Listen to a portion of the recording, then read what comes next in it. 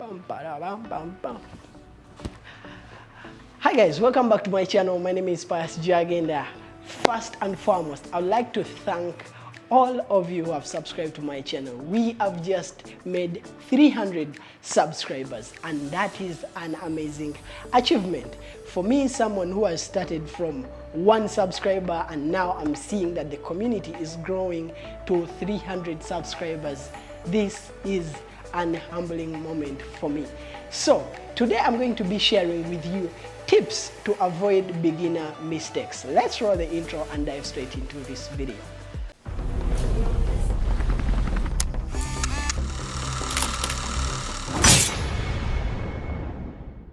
One of the tips that you need to always follow to avoid beginner mistakes is to always label your equipment, and don't forget to always have an equipment list. Why this is very important is when you find yourself on shoots where you're having a couple of filmmakers that are coming from different production houses, you will find yourself in situations where you're assisting your fellow creative with different equipment. That might be a lens or that might be a microphone.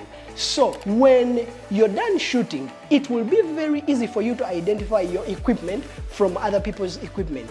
That is if your equipment is labeled. But also, it is always very pro for you to move with a list that identifies all your equipment that you have moved with from your home or from your production office to the shooting set. So always have your equipment list, and don't forget, it is very pro for you to always label your equipment. Now, this is one of the tips that I follow on a daily basis when I'm on a shooting set, and that is to always shoot an extra minute or even to shoot extra seconds as you're shooting interviews or as you're shooting a clip. Why this is very important?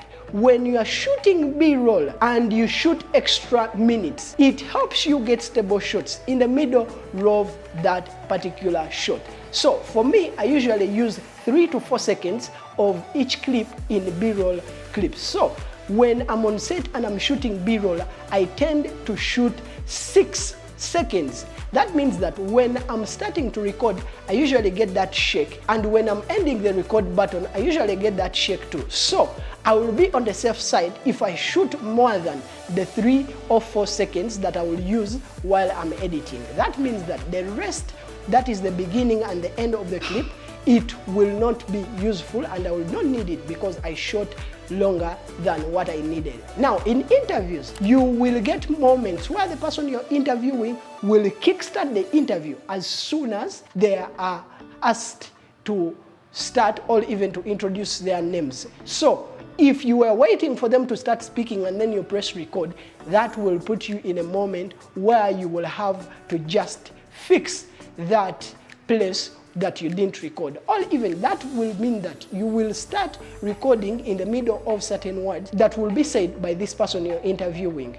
And also at the end of the interview, it is always very important that you record an extra minute or extra second so that you can let the person you're interviewing conclude properly, or even there are those natural moments that come during interviews. You never know. Someone might cry at the end of the interview. You never know. Someone might laugh, and this can be used as a clip at the end of the video, and it will make your videos stand out. Another tip that will enable you avoid beginner mistakes is to always shoot more than what you have on the script. Why this is really advisable and why this is one of the tips that I follow on a daily basis when I'm shooting videos is because you never know what you need, not until you have started editing this video. It is very good for you to have more than what you need than you having less than what you need.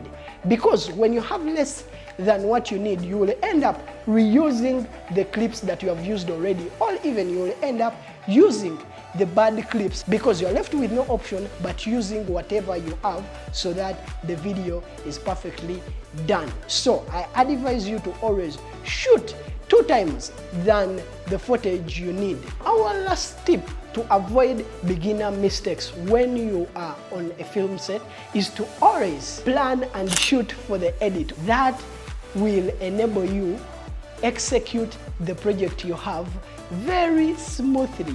But also, it is very bad of you to go on shoot when you have not planned. And when you are on the shoot, you need to always shoot as you're imagining how the shoot is going to turn out.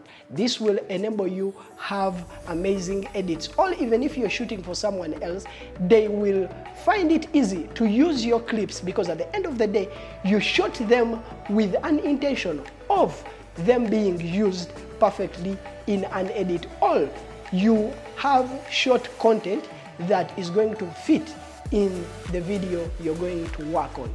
Thank you guys for watching this video. My name is Pius Jagenda. I advise you to like this video if you have learned something, but also please don't forget to subscribe to this channel, because that enables our community grow, or even this channel to grow.